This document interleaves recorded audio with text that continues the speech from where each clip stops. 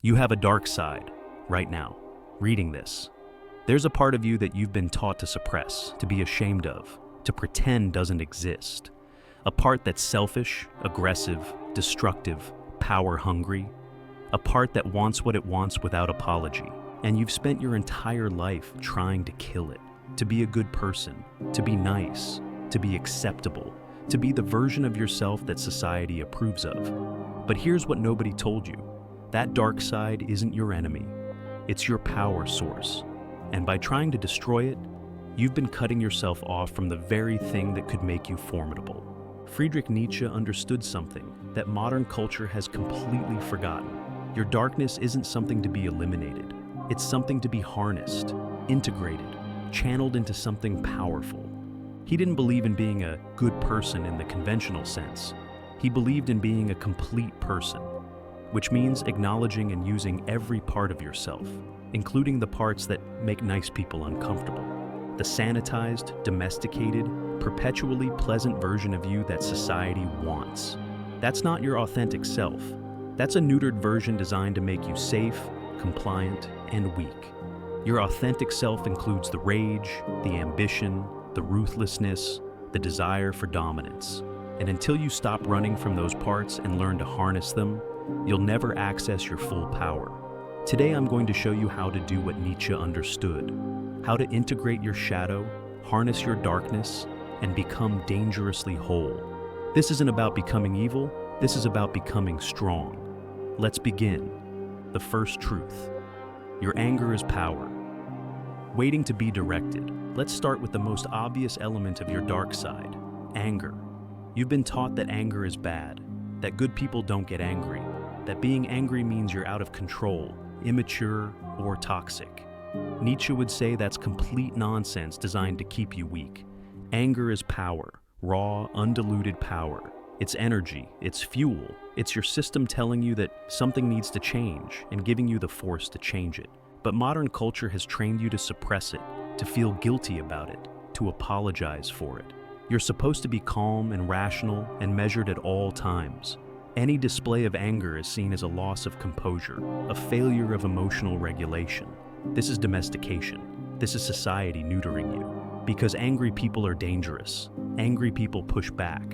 Angry people don't accept the status quo. Angry people change things. So they've taught you that your anger is the problem, that you need to manage it, meditate it away, talk it out until it disappears. They've convinced you that the goal is to not feel angry.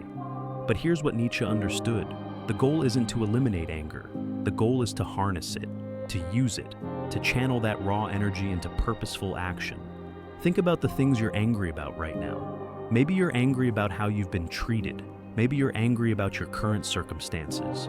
Maybe you're angry about wasted potential, missed opportunities, or people who've underestimated you. That anger is information and fuel. It's telling you what needs to change, and it's giving you the energy to change it, but only if you stop being ashamed of it and start using it.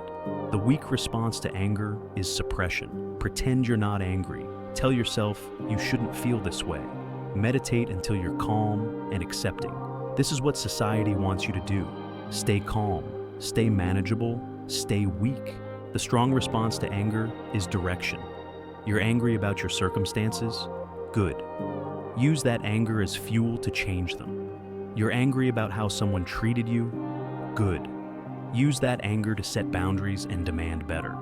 You're angry about your own past failures? Good. Use that anger to drive you to succeed now.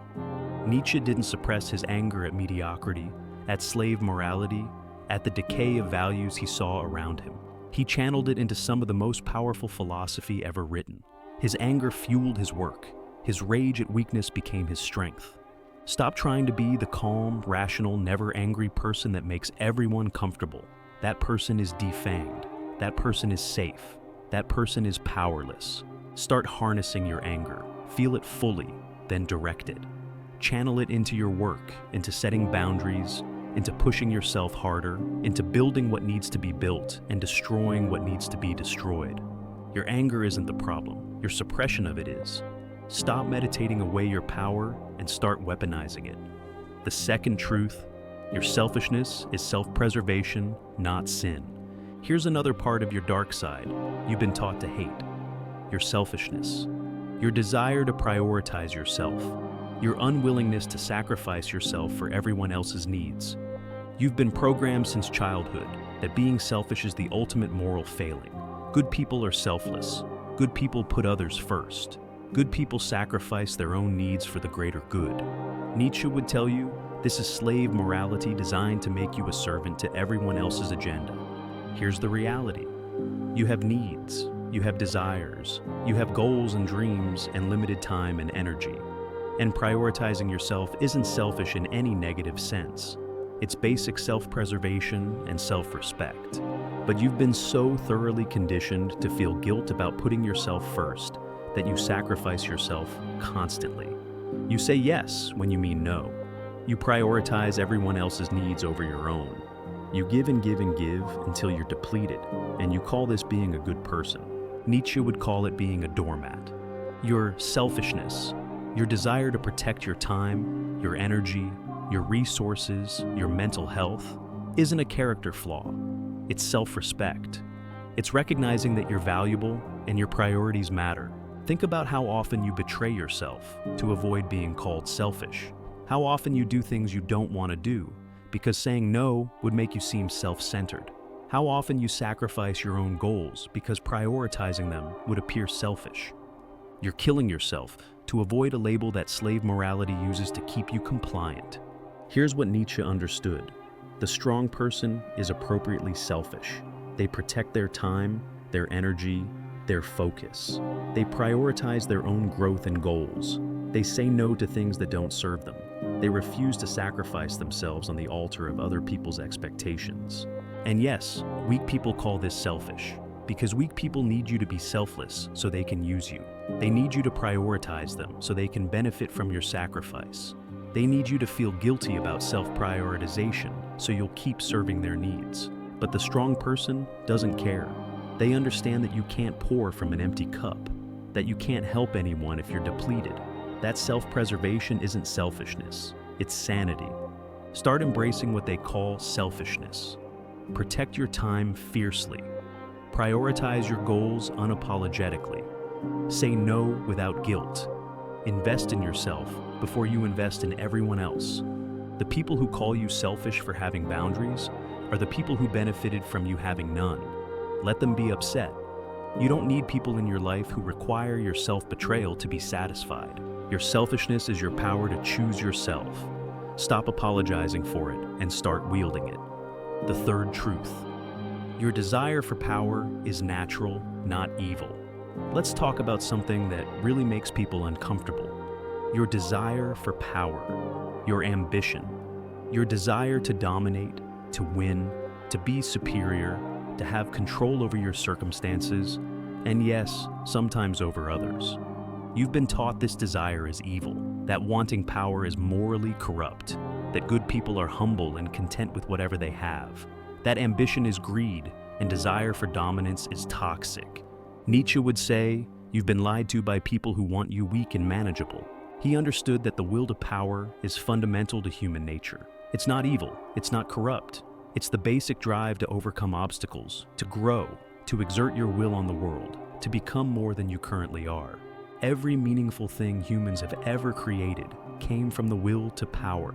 Every great achievement, every revolutionary idea, every transformation of society came from someone who wanted power over their circumstances and wasn't ashamed to pursue it. But slave morality has made power itself seem dirty, has made ambition seem greedy, has made the desire to dominate your field seem arrogant. Why? Because if you're pursuing power, you're not accepting your place in the hierarchy. You're not staying manageable. Think about your own ambitions right now. Your desire to build something significant. Your desire to be the best at what you do. Your desire to have control over your life rather than being controlled. Your desire to win rather than just participate. These desires make people uncomfortable. They'll tell you to be humble, to be content, to not be so driven, to accept that wanting to dominate your field is somehow morally wrong. But here's what Nietzsche knew. That discomfort they feel is their own powerlessness reflecting back at them. Your desire for power reminds them that they've given up on exerting their will. They've accepted their place. They've stopped trying to overcome. And your ambition makes them face that surrender. The will to power isn't evil. What's evil is pretending you don't have it, suppressing your ambition, dimming your drive, making yourself small so others feel comfortable. Nietzsche would tell you, stop being ashamed of wanting power. Stop pretending you just want to be comfortable and peaceful, when what you really want is to dominate your field, to build something undeniable, to exert your will on the world and see it bend. Own your ambition. Own your desire to win. Own your drive to be superior at what you do. This isn't arrogance if you're actually willing to do the work. This isn't toxicity if you're channeling it into creating value. Your desire for power, properly directed, becomes excellence, becomes mastery, becomes achievement that transforms not just your life, but potentially the lives of countless others. Stop suppressing it, stop apologizing for it, harness it, and see what you're actually capable of when you stop trying to be humble and start trying to be great. The fourth truth. Your destructive urges can tear down what needs to fall. Here's a part of your darkness that really scares people. Your desire to destroy things, to tear down structures, to burn bridges, to end relationships that aren't serving you, to quit situations that are killing you, to say fuck this and walk away from everything you're supposed to want. You've been taught that destruction is always bad, that you should preserve, maintain, fix, stay, try harder, that walking away is giving up, that burning it down is childish or reckless. Nietzsche would tell you that sometimes destruction is exactly what's needed, that creation and destruction are two sides of the same coin, that you can't build the new until you destroy the old. He wrote about this extensively, about how slave morality wants you to preserve even what's rotting, even what's killing you, because destruction is scary, it's unpredictable, it threatens the status quo. But master morality understands that sometimes the most powerful thing you can do is destroy what isn't working and start fresh. Think about the things in your life right now that need to be destroyed. The relationship that's been dead for months, but you're too afraid to end. The job that's slowly killing your soul, but you're too scared to quit. The habits that are holding you back, but you keep trying to moderate instead of eliminating. The commitments you made years ago that no longer serve who you're becoming. Your destructive urges are telling you what needs to go, but you've been taught to suppress that impulse, to try to fix it, to stay, to preserve, to be responsible and mature and sensible. But staying in what's killing you isn't mature. It's cowardice disguised as responsibility. Nietzsche would say, have the courage to destroy what needs to be destroyed. Burn the bridge that leads somewhere you don't want to go. End the relationship that's draining your life force. Quit the path that's taking you somewhere you don't want to be. Yes, destruction creates chaos. Yes, it's uncomfortable.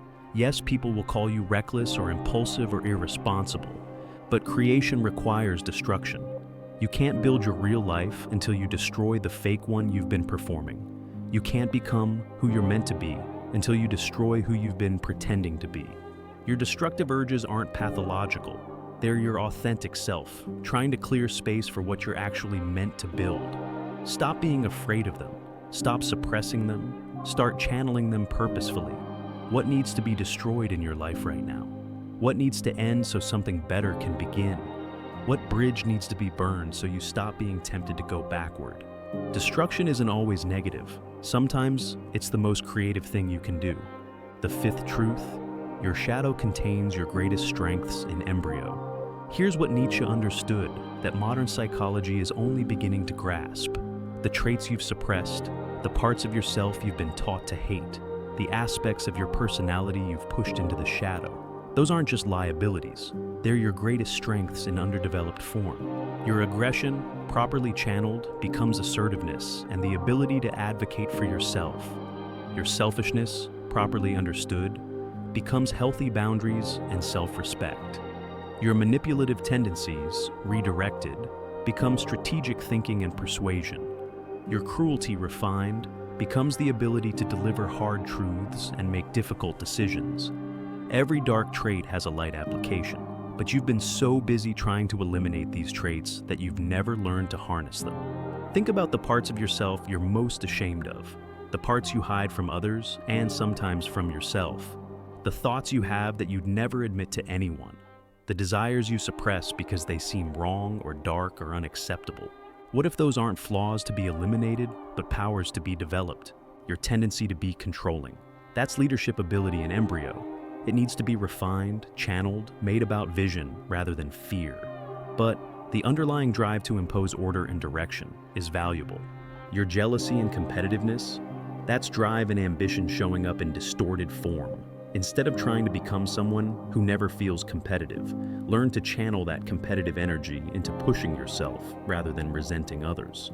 Your capacity for coldness and detachment, that's the ability to make rational decisions without being swayed by emotion. It's the ability to cut losses, to be objective, to do what needs to be done without sentimentality clouding your judgment. Nietzsche's concept of the Übermensch isn't someone who's eliminated their darkness. It's someone who's integrated it, who's taken every part of themselves, including the parts that make nice people uncomfortable, and synthesized them into a coherent, powerful whole. The weak person tries to amputate their shadow, to cut off the parts of themselves that don't fit the image of a good person, and they end up diminished, incomplete, perpetually at war with themselves. The strong person integrates their shadow, acknowledges those dark traits, examines them honestly, and finds the constructive application. They become whole rather than nice, complete rather than acceptable. Stop trying to kill parts of yourself. Start asking how those parts, properly understood and directed, could become strengths. Your darkness isn't the opposite of your light. It's the fuel that makes your light burn brighter. The sixth truth. Society wants you tame. Because wild people are dangerous, let's be honest about what's really happening here. Society doesn't want you to integrate your shadow for your benefit. Society wants you to suppress your shadow for its benefit. Nietzsche saw this clearly. The herd is terrified of people who've embraced their full nature, who aren't ashamed of their ambition, their anger, their selfishness, their desire for power, who don't care about being nice and just want to be real. Why? Because those people can't be controlled. They don't conform. They don't stay in their lane. They don't accept the status quo. They're dangerous. So from the moment you're born, you're being domesticated, tamed, taught to suppress anything that makes you difficult to manage. Your anger is reframed as a problem. Your ambition is called greed. Your selfishness is made into a sin. Your desire for power is painted as evil. And you absorb these messages. You internalize them. You start policing yourself. You become your own jailer, suppressing and judging parts of yourself that society has deemed unacceptable. But here's what you need to understand. The parts of you that society most wants suppressed are often the parts that would make you most powerful. Your anger gives you the force to change things. Can't have that. Your ambition threatens the hierarchy. Can't allow that. Your selfishness means you won't sacrifice yourself for the collective. Unacceptable. Your desire for power means you won't accept your place. Dangerous. So they've trained you to feel guilty about the very traits that would make you formidable. And most people never figure this out. They spend their entire lives trying to be the good, tame, acceptable version that society approves of. And they die having never accessed their full power because they were too busy being good. Nietzsche would tell you, stop being good, start being whole, stop being acceptable, start being authentic, stop being tame, start being dangerous. Not dangerous in the sense of harming innocent people. Dangerous in the sense that you can't be controlled. You can't be shamed into compliance. You can't be guilt-tripped into suppressing yourself. You're integrated, whole, and operating from your full power. That version of you terrifies the herd, which is exactly why you should become it.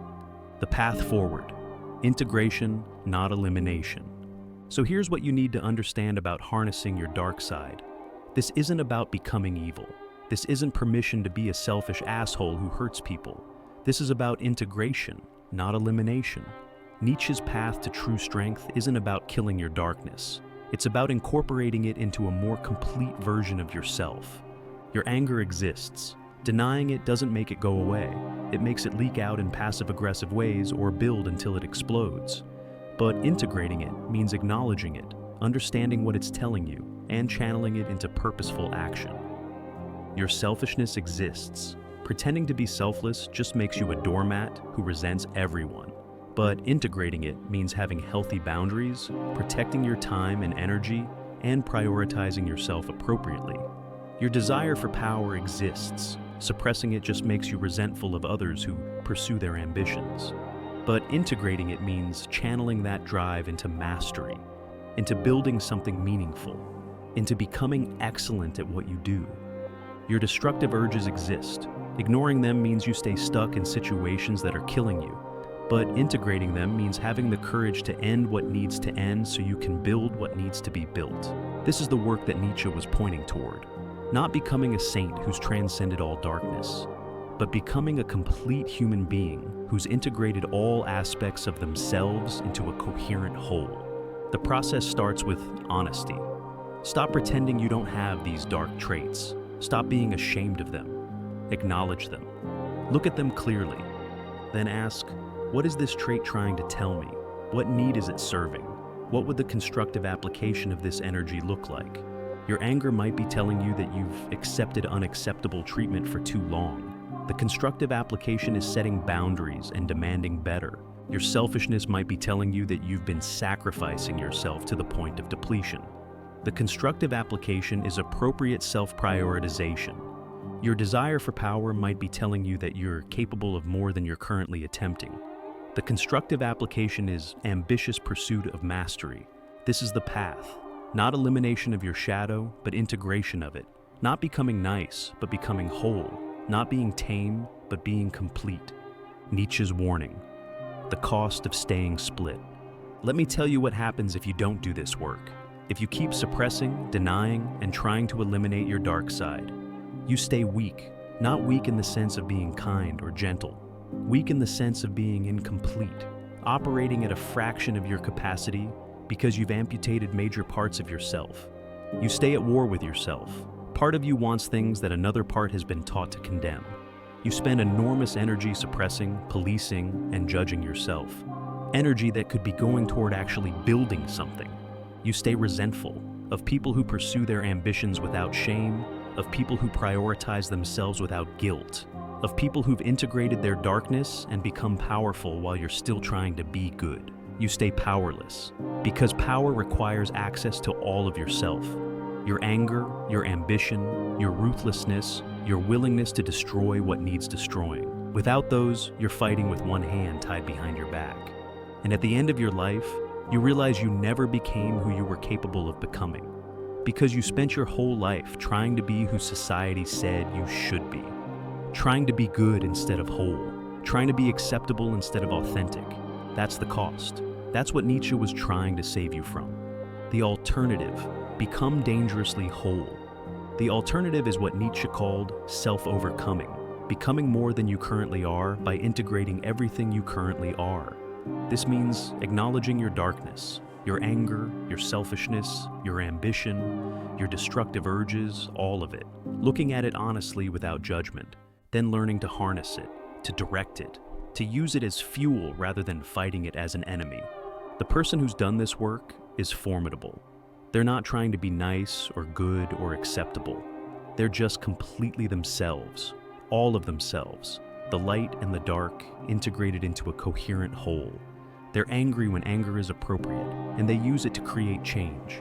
They're selfish enough to protect their own well-being and priorities. They're ambitious without apology. They're willing to destroy what needs destroying. They're whole. And yes, they make comfortable people uncomfortable, because integrated people are dangerous to a system built on keeping people split and manageable. But they're also powerful, free, authentic, operating from their full capacity instead of a neutered fraction of it. That's what's available to you. Not by eliminating your darkness, but by embracing it. Not by becoming a saint, but by becoming whole. Not by being good, but by being complete. Nietzsche's path to true strength isn't about transcending your nature. It's about integrating all of your nature into something powerful and coherent. Stop fighting yourself. Stop amputating parts of yourself to be acceptable. Stop being ashamed of the parts of you that make nice people uncomfortable. Start integrating.